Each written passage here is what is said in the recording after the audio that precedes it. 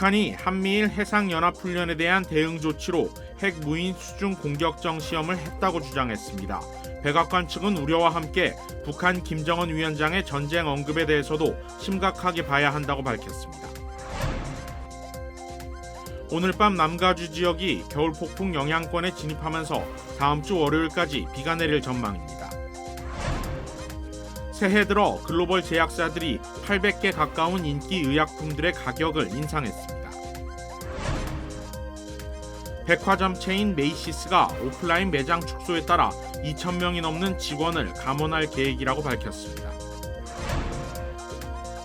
뉴욕에서 최소 5명 이상 행인들을 상대로 연쇄 칼부림을 벌인 용의자가 검거됐습니다. 피해자 중 1명은 한인 세탁소 업주가 구한 것으로 알려졌습니다.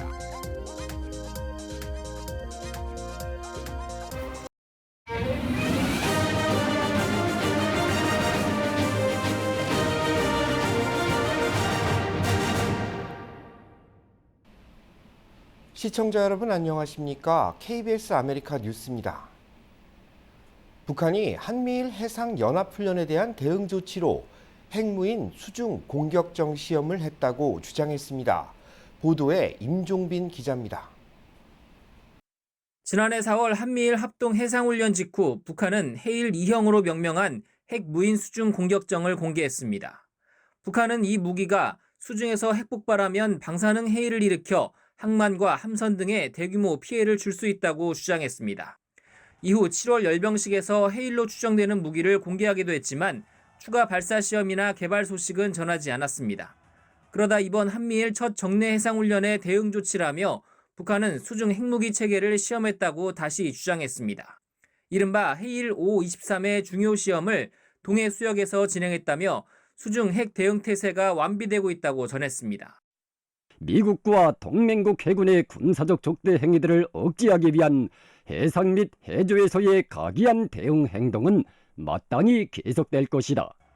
해일 3형과 4형을 지나 5형을 개발했다면 일부 성능 개량이 이뤄졌을 수도 있지만 재원이나 시험 내용, 결과 등에 대해선 전혀 공개하지 않았습니다.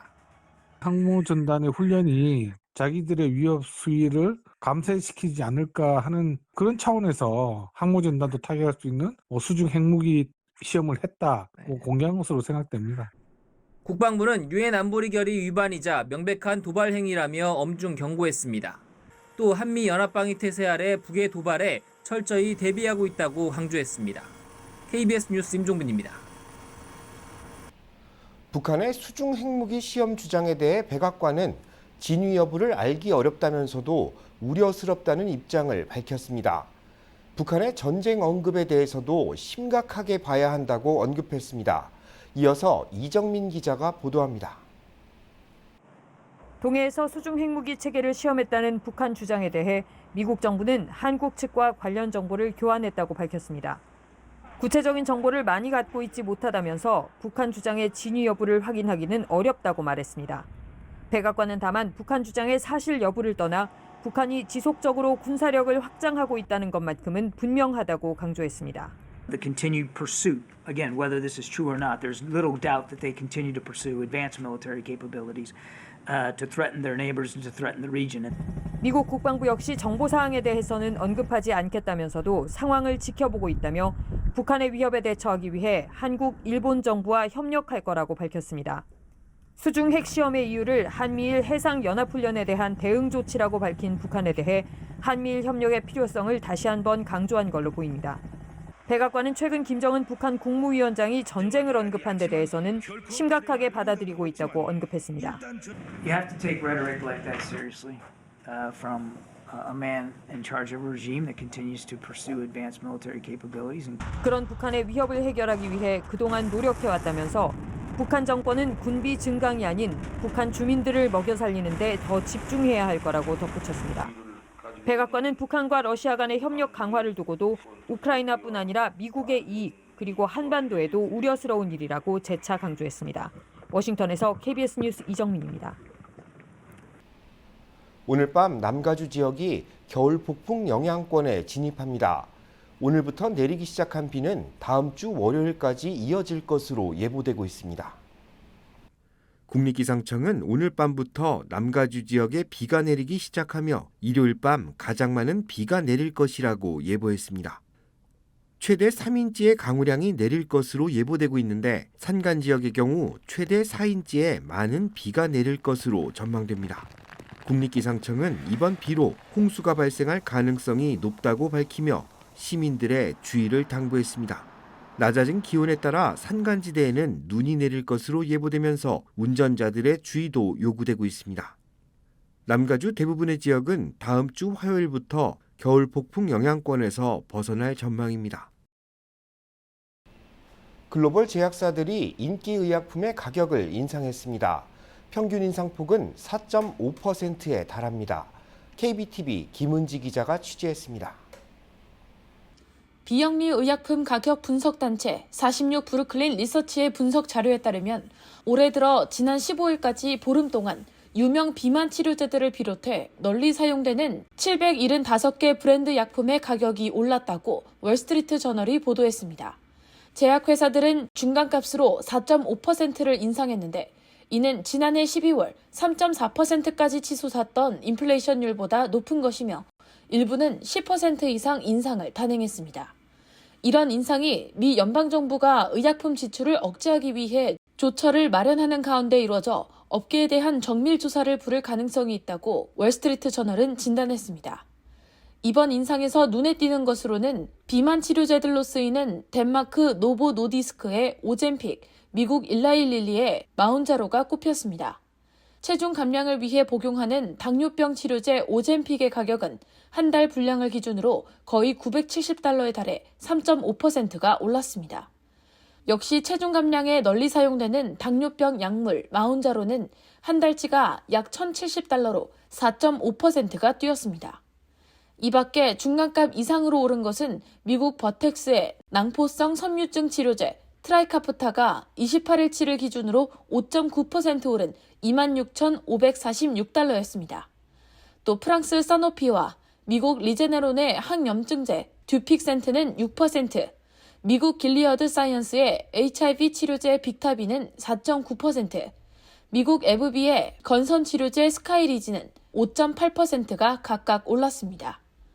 높은 의약품 비용 부담은 의회를 비롯해 미국 사회 주요 관심사로 연방정부는 지난해 물가 상승률 이상으로 의약품 정가를 인상한 기업에 벌금을 부과하기 시작했습니다.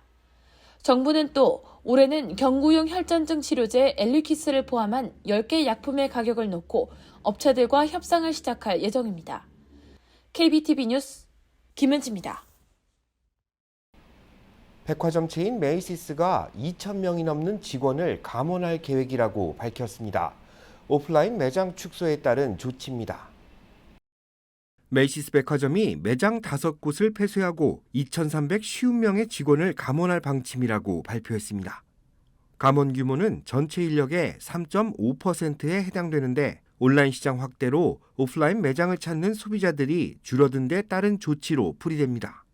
메이시스는 인원 감축에 따라 자동화 비율을 높일 계획이며 업무의 일부는 외주업체로 넘길 예정이라고 공지했습니다. 감원은 오는 26일부터 시작될 계획입니다.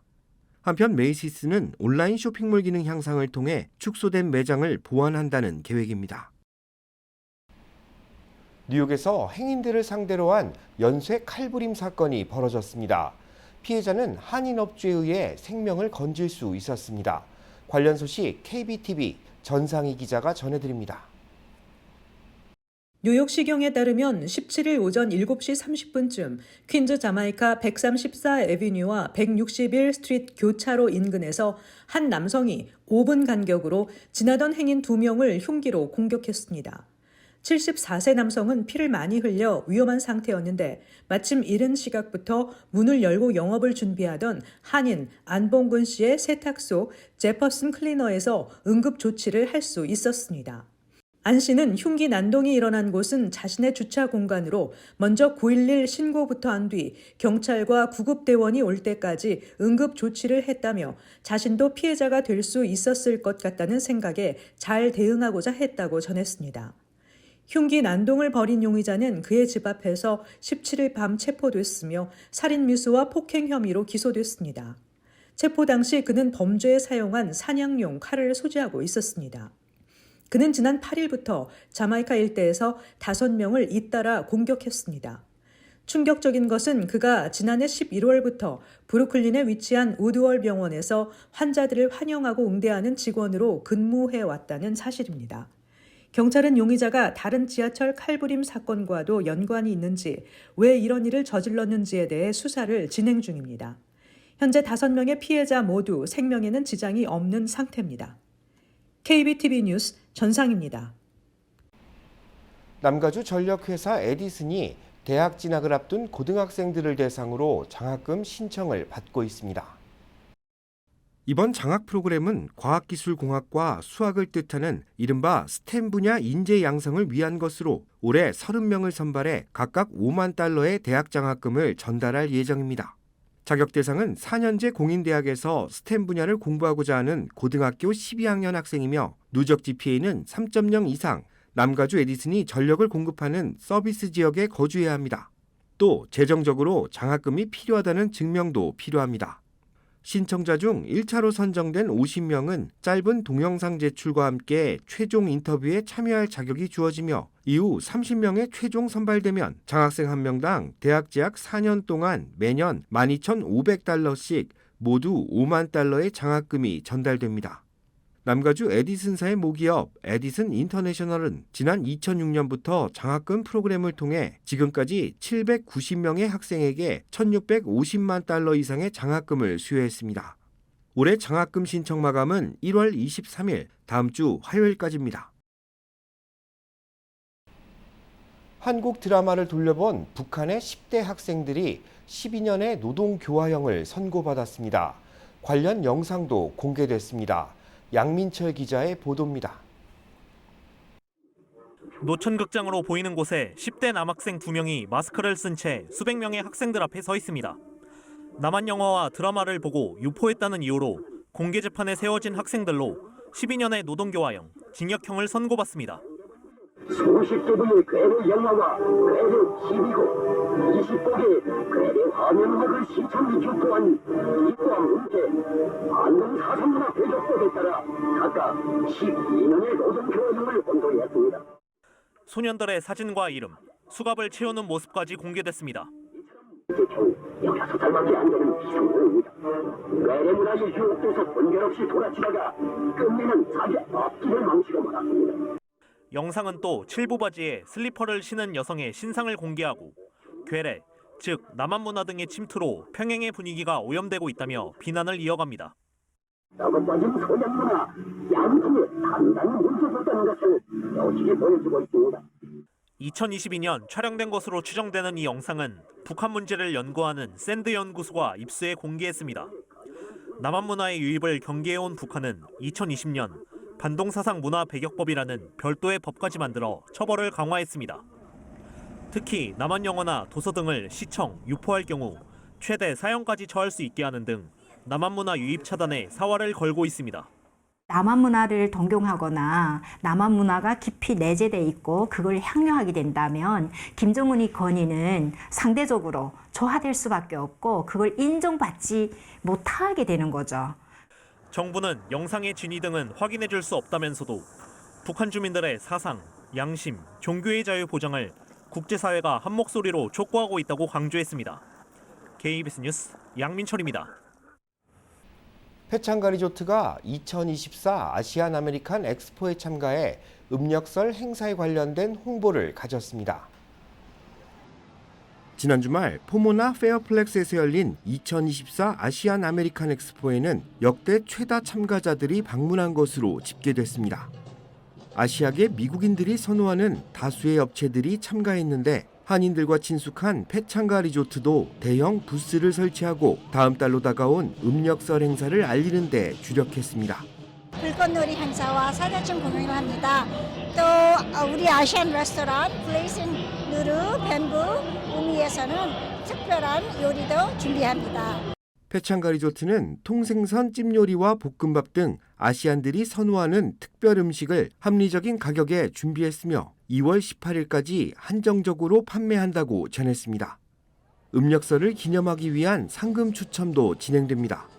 행사는 다음 달 2일과 9일, 16일과 23일 등 4번에 걸쳐 진행되며 응모권은 당일 오후 2시부터 전달될 계획입니다. All of us at Pechanga Resort Casino wish everyone a happy Lunar New Year and have an amazing year of the dragon.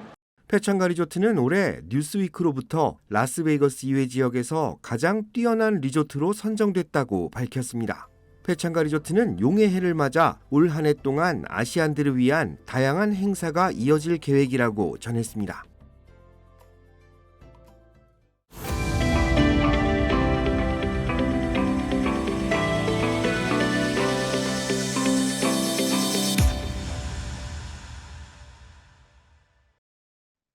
네, 미주 한인 유권자연대 김동석 대표님 화상으로 연결했습니다. 안녕하십니까?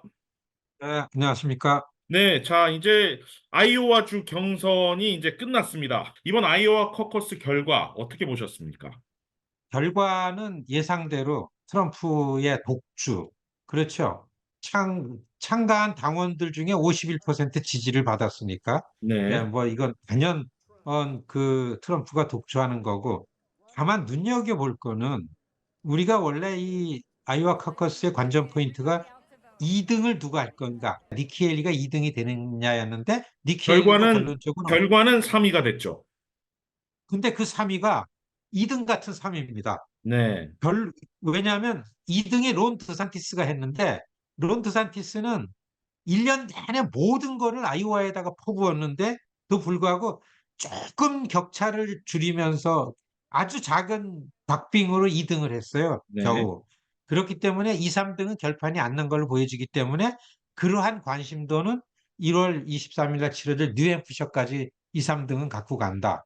이게 이제 아이오와 커커스 결론을 가진 분석입니다. 네, 일단 정리를 해보면은 트럼프 전 대통령이 51% 과반을 넘는 득표를 했다라는 것은 일단 독주의 가능성을 내비쳤다 이렇게 볼 수 있는 것이고 또 한편으로는 이제 니키 헤일리 전 유엔 대사가 어떤 트럼프 전 대통령의 대항마로서 여전히 가능성은 남아있다. 그런 아이오와 커커스다. 이렇게 해석할 수 있을 것 같은데 어떻습니까? 그렇습니다. 니키 헤일리가 대항마가 될 수 있는가라는 거를 보는 거였는데 볼 수가 지금 아직까지는 좀 희미하게 보였습니다. 네. 니키 헤일리는 선전을 했습니다. 전문가들이 볼 때는. 네. 거기는 론 드산티스가 공을 들여왔기 때문에요. 예. 그렇기 때문에 니키 헤일리를 이 전문가들이 막 그 뉴스 채널에 와가지고서 2등 같은 3등이다. 이제 이런 얘기하는 게 그렇습니다. 또 주목해서 볼 점은 이 아이오와 커커스에서 트럼프가 50%를 넘지 않았으면 성공한 게 아니었었습니다. 그 정도로 트럼프한테도 아이오와는 아주 광적인 지지자들이 많이 있던 곳이었는데 무난히 트럼프는 이 악천인데도 불구하고 날씨가 그렇게 나쁜데도 불구하고서 트럼프의 지지층들은 용감하게 전당대회에 나왔다. 이렇게 보는 게 맞습니다. 알겠습니다. 자, 이제 다음 이제 경선이 이제 뉴햄프셔주로 가죠. 뉴햄프셔주 같은 경우는 이제 커커스가 아니고 프라이머리다 보니까 투표 방식이 좀 다르고 어떤 결과를 예측하는 지점에서도 좀 다른 결과가 나올 수 있다. 지금 이렇게 얘기가 나오고 있는데 어떻습니까? 뉴햄프셔는 그야말로 미니 선거입니다. 대통령 선거. 뉴햄프셔는요, 아이오와에 비하면은 높은 교육 수준의 고소득층이고 그리고 리버럴들, 종교성이 이렇게 강하지 않습니다. 네. 주에 기독교 우파, 복음주의 우파들이 그냥 결집이 된 곳이 아이오와라면. 네, 그래서 트럼프가 그렇게 그 지지를 받았는데 네. 그거에 비해서 뉴햄프셔는 니키 헤일리가 공을 들여온 곳입니다. 네. 그래서 니키 헤일리와 트럼프 간에 트럼프가 1등하는 거는 뭐 예측이 되는데 이 지지율의 격차를 얼마나 줄이면서 니키 헤일리가 2등을 하느냐가 관전 포인트죠. 한편으론 또 어떤 이런 경선 초반의 어떤 흐름이 결국에 끝까지 가는 경우는 별로 없다. 뭐 이전 사례들을 봤을 때도 어떤 초반의 경선 흥행을 이제 가지고 갔던 후보들이 이제 나중에는 역전을 당하고 물러서는 이런 상황들이 많이 펼쳐졌다. 이런 이야기들이 있습니다. 어떻게 보십니까? 아이오와 뉴햄프셔 성적 갖고서 결론을 예측할 수 없고 또 그런 걸 그렇게 했기 때문에 결국엔 후보가 됐다. 이런 예가 고정돼 있는 것도 아닙니다. 네. 다만 이 초반 경선에 네 곳이 있습니다. 그게 어디나 하면은 아이오와 뉴햄프셔, 네바다와 사우스캐롤라이나입니다. 네. 그렇기 때문에 참고로 설명드리면은 지금 민주당도 사실 해야 되는데 민주당은 없습니다. 왜냐하면 바이든 대통령이 되고 나서 민주당의 경선은 사우스캐롤라이나에서 시작한다. 네. 그대로 진행되기 때문에 민주당은 2월 3일 날 사우스캐롤라이나 경선을 합니다. 같은 날 하지 않습니다. 공화당은 사우스캐롤라이나 프라이머리를 2월 24일 날 합니다. 네. 그렇기 때문에 이 사우스캐롤라이나까지의 성적이 종합해가지고 이제 각 후보가 누가 끝까지 이거를 힘있게 갖고 갈 건가 네 번에 걸쳐서 봐야만 이제 각 당의 후보가 누가 되고 그 후보들이 갖고 있는 정책과 공약이 그리고 옆에 있는 전문가들이 이렇게 네 개를 거치면은 눈에 보입니다. 네. 그래서 시청자 여러분들 사우스캐롤라이나까지 이렇게 그 관심을 이렇게 집중시켜 가지고서 봐야 이제 알 수가 있는 거죠. 오늘은 여기까지 하겠습니다, 대표님. 나와주셔서 감사합니다. 네, 고맙습니다.